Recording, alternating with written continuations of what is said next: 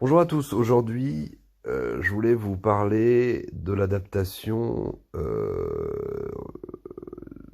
animée, de la série animée, mais particulièrement du premier épisode de la série animée Crying Freeman, l'épisode pilote on peut dire, qui a grandement inspiré le film Craig Freeman de Christophe Gans. Pourquoi est-ce que je voulais vous parler de ça et pourquoi est-ce que j'ai énormément vu ce premier épisode? C'est parce que Metropolitan à l'époque l'avait sorti en DVD avec beaucoup de bonus super cool et notamment un commentaire audio de Christophe Gans. Donc on pouvait avoir le commentaire audio euh, de Christophe Gans, c'était vraiment mythique et il donnait les points de comparaison entre l'épisode et ce qu'il avait adapté en film. Et c'est super cool, voilà, c'est toujours cool d'entendre Christophe Gans parler de cinéma. Mais là, en plus, il nous parle de l'œuvre dont il s'est inspiré. Donc, il s'est inspiré du manga et aussi beaucoup de cet animé.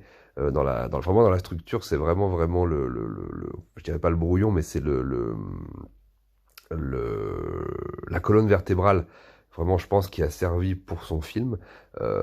Et en plus de ça, ce qui est vraiment énorme, c'est que le DVD français, donc sorti chez Metropolitan, avait refait un doublage français avec les voix des acteurs en VF, hein, les voix des acteurs du film. Donc, mis à part le personnage de Chicky Cario, évidemment, tous les autres personnages ont les mêmes voix que dans le film, dans cette nouvelle VF là, animée.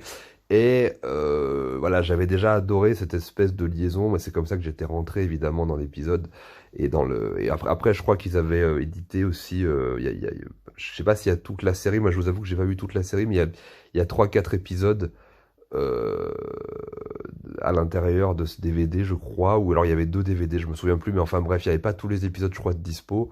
Et après, de toute façon, je trouve ça nettement moins intéressant. Ça reste cool, mais après, on est plus dans de la série B classique. Bon, j'adore ça aussi, hein, mais étant donné que j'étais très très très fan du film, j'ai vraiment voulu prolonger encore une fois le plaisir avec cet animé. Donc c'était une manière aussi encore, comme la vidéo que je vous ai fait pour Tekken, avec l'animation, la version Tekken en film d'animation, c'était une manière de prolonger le jeu. Bah là, c'était un petit peu une manière pour moi de prolonger le plaisir que j'avais avec Crying Freeman de Christophe Gans. Donc voilà, le film est très très très cool, hein, magnifiquement mis en scène. On retrouve vraiment les scènes classiques de ce qui a été adapté à Green Freeman, à la différence que là, c'est vraiment inscrit dans l'époque où le dessin animé a été fait, enfin, ce premier épisode a été fait. Ça fait très, vraiment, années fin 80, début 90, avec vous savez, les costards des gangsters qui sont un petit peu plus colorés, il y a beaucoup plus de couleurs. Il y a beaucoup plus de côté un peu, il y a un côté un peu pop, un peu par moments film de triade chinoise, film de Hong Kong, un peu plus coloré. Je pense que en fait le dessin animé s'inscrit, enfin s'inspire, et je pense que le manga déjà de base s'inspire beaucoup du cinéma de Hong Kong. Donc il y a des fusillades à la hongkongaise.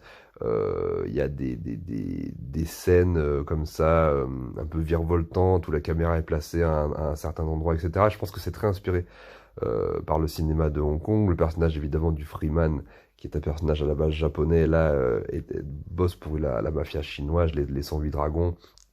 Avec, il y a un côté un peu folklore comme ça. Il y a aussi un côté un peu film d'espionnage, James Bond.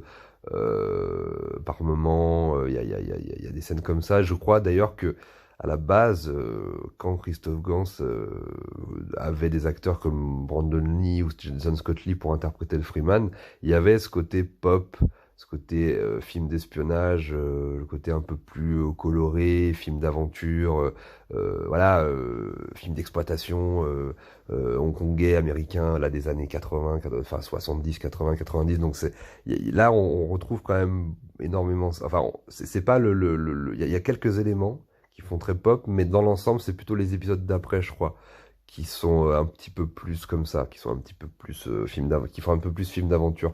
Euh, Là, c'est plus vraiment l'histoire d'amour. La fille qui a vu qui a vu qui a reconnu l'assassin et qui ce même assassin qui va venir le tuer. Enfin, vous connaissez l'histoire, je vais pas vous la refaire.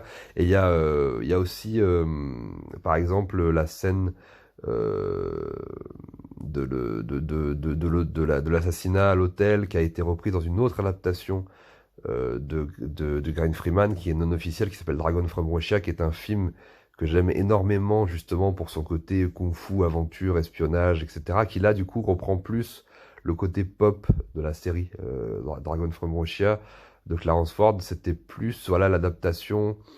En fait, c'était vraiment la némésis, c'était vraiment l'inverse de l'adaptation de Christophe Gans. Christophe Gans a pris les choses vraiment très très très au sérieux.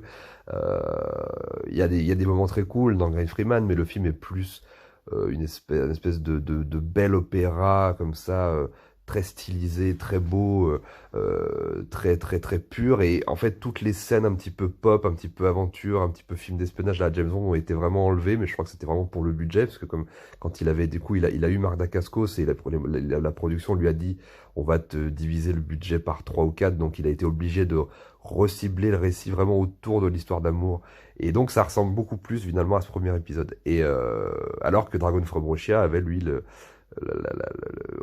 a vraiment pris plus le côté pop culture et le côté voilà comic book et le côté vraiment film d'aventure, etc., film de kung-fu avec des histoires voilà un côté un peu kung-fu wuxia qu'on retrouve pas forcément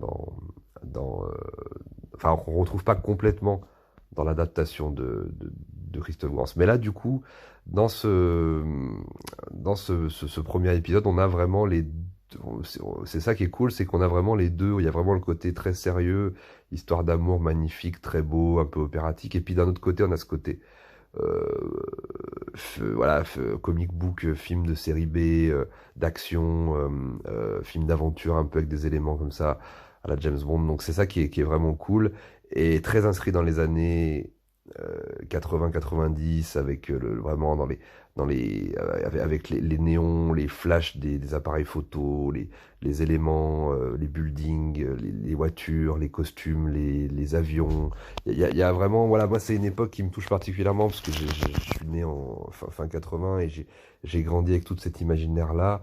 Et le fait de voir vraiment des histoires héroïques euh, dans ce genre d'environnement voilà, me touche particulièrement et crée quelque chose. C'est pour ça que je suis extrêmement fan du cinéma de Hong Kong, par exemple, puisque c'est systématiquement des histoires de chevalerie au cœur des années 80-90, c'est-à-dire au cœur d'un environnement qui ne se prête pas du tout à la chevalerie. Donc c'est toujours hyper déstabilisant et à la fois intéressant pour moi, ce genre d'histoire chevaleresque dans le monde moderne. Et là, bon bah, Craig Freeman, c'est exactement ça, avec toujours, comme il y avait un petit peu au niveau des thèmes, comme il y avait un petit peu dans Tekken, avec à savoir l'organisation traditionnelle, hiérarchique, avec des lois comme ça très très très dures, très très verticales, et où il y a les chefs et puis il y a les gens qui doivent obéir, et la loi c'est la loi et c'est comme ça. Et d'un autre côté, de ça sort une espèce d'histoire d'amour improbable entre la victime et son bourreau, entre guillemets, quoi, entre un assassin et qui doit tuer une personne et la personne tombe amoureuse de lui. Enfin, c'est voilà, de la dureté comme ça ressort de l'humanité. Donc c'est un petit peu le thème, c'est un petit peu commun dans tout un tas d'histoires du cinéma et notamment du cinéma asiatique. C'est ça que j'aime beaucoup aussi. Donc c'est à la fois super cool, hyper riche au niveau des thèmes voilà, je vous invite à redécouvrir cet épisode, ça dure à peu près 50 minutes et c'est dispo, vous pouvez le trouver, je pense, sur internet ou vous pouvez le trouver, ça n'a pas été réédité, donc si vous pouvez vous procurer le vieux DVD, n'hésitez pas, vraiment, si vous pouvez surtout vous procurer ce DVD, c'est vraiment pour l'épisode en lui-même. Vous matez quelques épisodes aussi à la suite. Et puis les bonus, même le mater en VF, c'est rigolo. Et puis le commentaire audio de Christophe Gans qui est vraiment super intéressant. Voilà, je vous laisse là-dessus. Je vous dis à très bientôt. Je vais revenir plutôt là avec du cinéma italien pour les prochaines vidéos. Je reviendrai évidemment au Japon, à l'Inde, à la Chine, à Hong Kong, un petit peu aux États-Unis, un petit peu à la France. Voilà, ça sera l'arc principal de la chaîne. de toute façon pour les prochains mois ou les prochaines années. Donc ce sera un petit peu tous ces cinémas-là que je vais explorer, qui feront partie de mes pays de cinéma préférés. Donc je vous laisse là-dessus et je vous embrasse et je vous dis à bientôt.